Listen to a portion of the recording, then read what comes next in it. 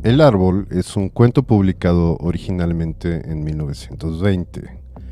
En él, Lovecraft nos transporta a Grecia clásica para narrarnos la intrigante historia de dos escultores rivales, Kalos y Musides. Ambientada en un mundo donde el arte se entrelaza con fuerzas misteriosas, la trama gira en torno a un majestuoso olivo que se alza en el jardín de Kalos.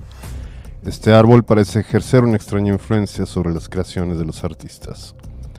A través de una narrativa envolvente, Lovecraft explora temas como la envidia, la obsesión y el poder sobrenatural que puede ocultarse tras la belleza. Con su característico estilo atmosférico y sugestivo, el autor nos sumerge en una historia inquietante que desafía los límites entre lo real y lo imaginado. El árbol es una muestra temprana del talento de Lovecraft para crear relatos perturbadores que ahondan en los misterios más oscuros de la existencia humana. Una joya literaria que invita a los lectores a adentrarse en los enigmáticos senderos de lo desconocido. Si disfrutas de las narraciones que ofrecemos en este canal, por favor no olvides suscribirte y dejarnos un like. Y a continuación te presentamos El árbol de Howard Phillips Lovecraft. Fata viam invenient. En una verde ladera del monte Menalo, en Arcadia, se halla un olivar en torno a las ruinas de una villa. Al lado se encuentra una tumba, antaño embellecida con las más sublimes esculturas, pero sumida ahora en la misma decadencia que la casa. A un extremo de la tumba, con sus peculiares raíces desplazando los bloques del mármol del Pentélico, mancillados por el tiempo, crece un olivo antinaturalmente grande y de figura curiosamente repulsiva. Tanto se asemeja a la figura de un hombre deforme o a un cadáver contorsionado por la muerte, que los lugareños temen pasar cerca en las noches en que la luna brilla débilmente a través de sus ramas retorcidas. El monte Menalo es uno de los parajes predilectos del temible Pan, el de la multitud de extraños compañeros, y los sencillos pastores creen que el árbol debe tener alguna espantosa relación con esos salvajes silenos. Pero un anciano abejero que vive en una cabaña de las cercanías me contó una historia diferente. Hace muchos años, cuando la villa de la cuesta era nueva y resplandeciente, vivían en ella los escultores Kalos y Musides. La belleza de su obra era alabada de Lidia a Neápolis y nadie osaba considerar que uno sobrepasaba al otro en habilidad. El Hermes de Kalos se alzaba en un marmóreo santuario de Corinto y la Palas de Musides remataba una columna en Atenas, cerca del Partenón. Todos los hombres rendían homenaje a los dos escultores y se asombraban de que ninguna sombra de envidia artística enfriara el calor de su amistad personal. Pero aunque Kalos y Musides estaban en perfecta armonía, sus formas de ser no eran iguales. Mientras que Musides gozaba las noches entre los placeres urbanos de Tegea, Kalos prefería quedarse en casa, permaneciendo fuera de la vista de sus esclavos al fresco amparo del olivar. Allí meditaba sobre las visiones que colmaban su mente, y allí concebía las formas de belleza que posteriormente inmortalizaría en mármol casi vivo.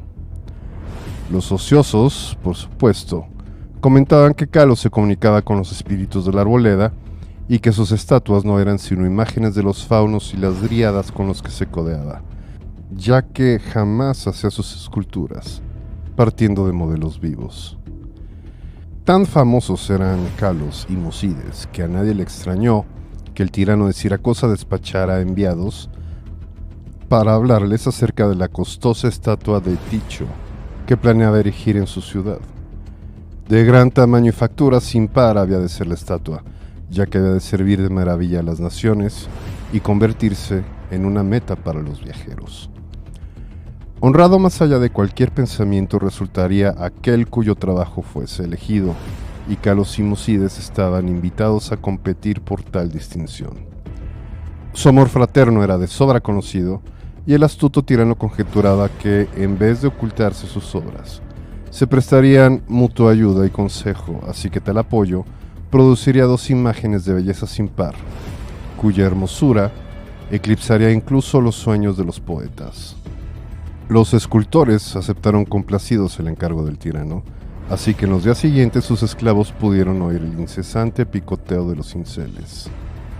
Kalos y Musides no se ocultaron sus trabajos, aun cuando se reservaron su visión para ellos dos solos.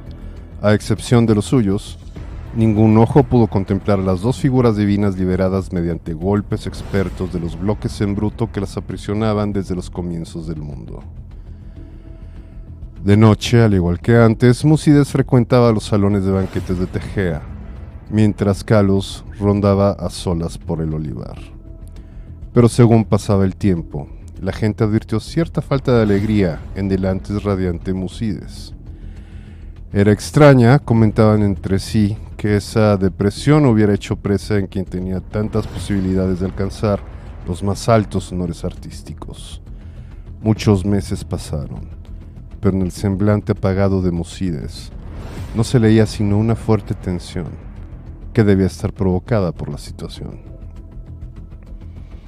Entonces, Musides habló un día sobre la enfermedad de Kalos, tras lo cual nadie volvió a asombrarse ante su tristeza, ya que el apego entre ambos escultores era de sobra conocido como profundo y sagrado.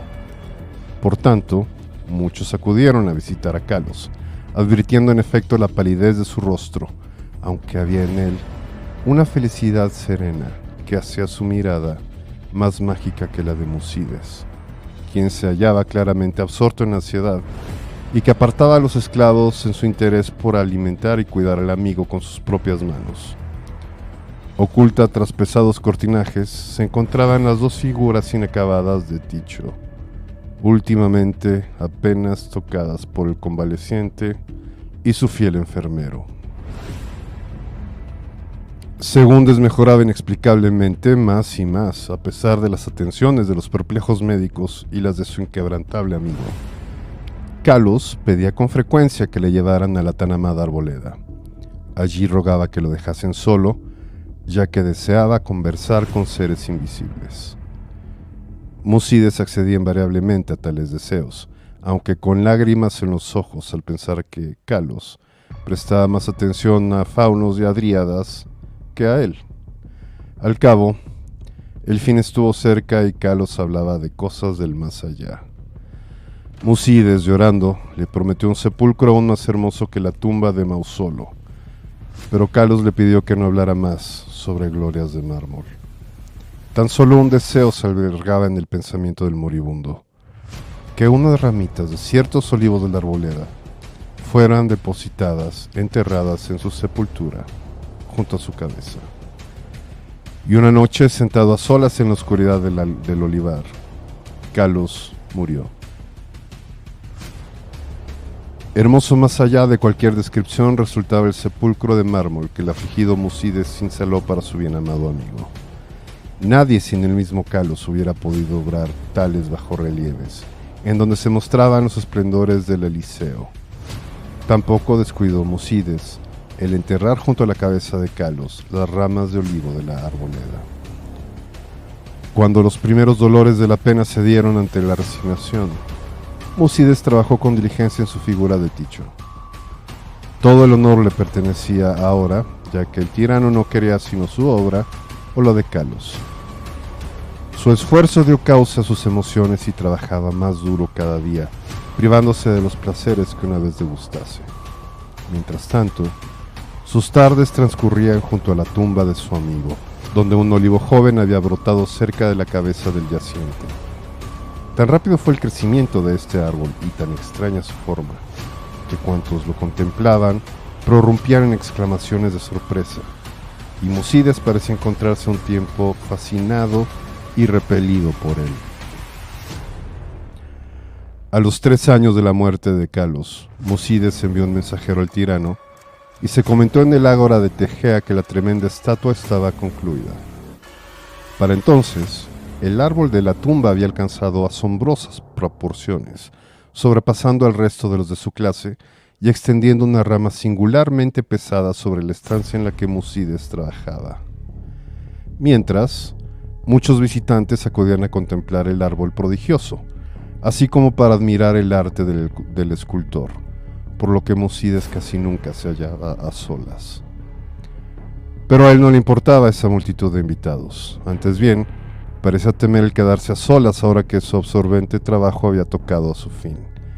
El poco alentador viento de la montaña, suspirando a través del olivar y el árbol de la tumba, evocaba de forma extraña sonidos vagamente articulados. El cielo estaba oscuro la tarde en que los emisarios del tirano llegaron a Tegea. De sobra era sabido que llegaban para hacerse cargo de la gran imagen de Ticho y para rendir honores imperecederos a Musides, por lo que los próxenos les brindaron un recibimiento sumamente caluroso. Al caer la noche, se desató una violenta ventolera sobre la cima del Menalo, y los hombres de la lejana Siracusa se alegraron de poder descansar a gusto en la ciudad. Hablaron acerca de su ilustrado tirano y del esplendor de su ciudad, refocilándose en la gloria de la estatua que Musides había cincelado para él. Y entonces los hombres de Tegea hablaron acerca de la bondad de Musides y de su hondo penar por su amigo, así como de que ni aun los eminentes laureles del arte podían consolarlo de la ausencia del Kalos que podía haberlo ceñido en su lugar. También hablaron sobre el árbol que crecía en la tumba, junto a la cabeza de Kalos. El viento aullaba aún más horriblemente y tanto los siracusanos como los arcadios elevaron sus preces a Eolo. A la luz del día, los próxenos guiaron a los mensajeros del tirano cuesta arriba hasta la casa del escultor. Pero el viento nocturno había realizado extrañas hazañas.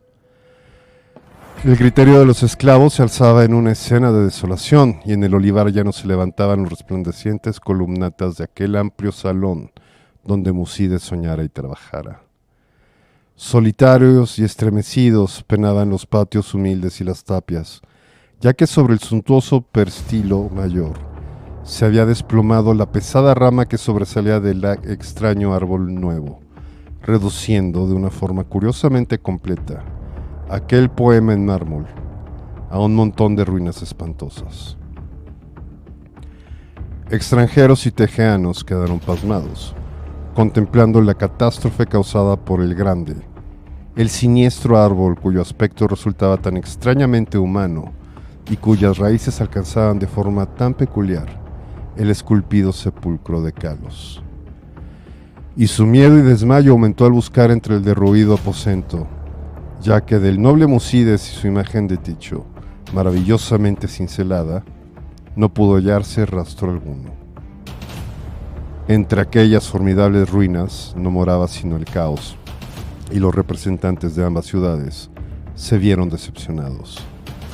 Los siracusanos porque no tuvieron estatua que llevar a casa. Los tegeanos porque carecían del artista al que conceder los laureles. No obstante, los siracusanos obtuvieron una espléndida estatua en Atenas, y los tegeanos se consolaron erigiendo en el ágora un templo de mármol que conmemoraba los talentos, las virtudes y el amor fraternal de Musides.